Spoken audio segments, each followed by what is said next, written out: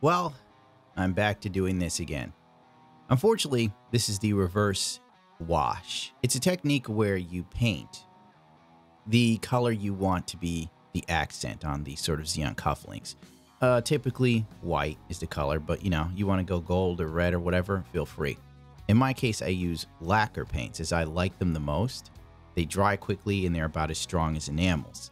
Then, once your base coat is dry, you spray over the top coat, which in this case is black, obviously, or any other color you so choose. But it's an enamel. That's the trick.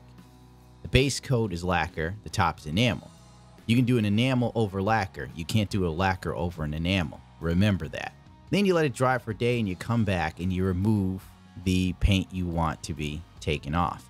This technique is fairly simple. It's the first time I'm trying it. I apologize. I thought I recorded the initial steps and I didn't somehow.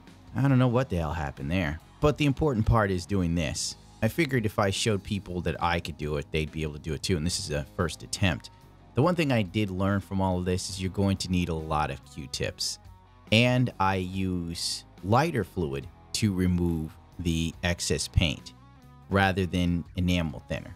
Maybe you want to use enamel thinner, but I find lighter fluid seems to be easier on the bottom color, which is the lacquer, because we don't want to strip down to the primer.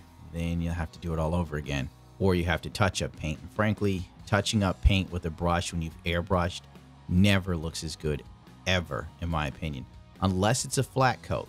Sometimes those you can get away with, but in other instances, no. And pretty much it's a wash away. Not very hard. It's just the problem is trying to get it without screwing up and over removing the paint in an area you don't want. Of course, now my phone will go off. I've been sitting in silence for hours. Now the phone goes off. That's pretty much the whole video, to be honest.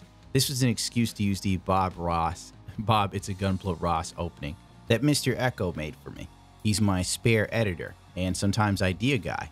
He's been worth his weight in gold these past, I think it's been about a month or so. And that's pretty much it. There's nothing more I can add to this without the beginning stages where I show you what exactly to do. I would suggest using angled Q-tip swabs, and ironically, I would say get the aftermarket pointy Q-tip swabs that are used for makeup, because the Johnson & Johnson ones, they're too soft and then they get all rounded.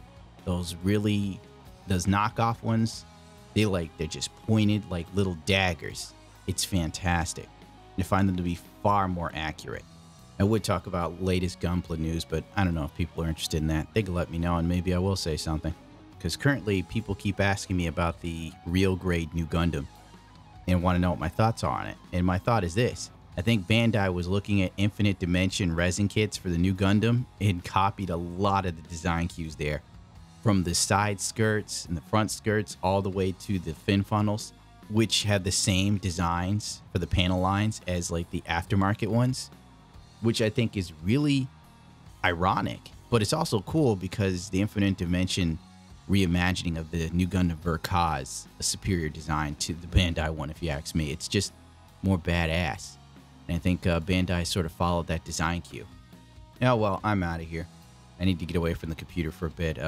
I've spent the past 2 days editing one video, and it has truly drained me of energy, unfortunately.